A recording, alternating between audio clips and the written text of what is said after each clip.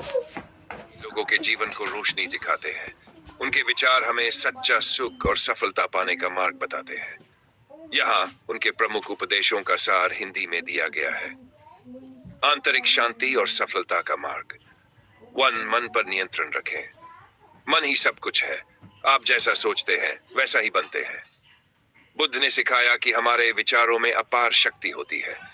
यदि मन को सही दिशा में लगाएं तो खुशियां मिलती है।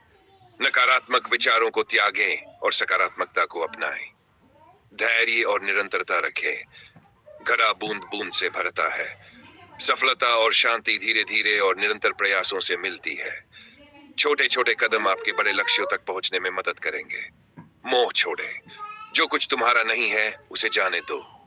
बुद्ध ने कहा कि चीजों, व्यक्तियों और परिणामों से जुड़ाव दुख का कारण है।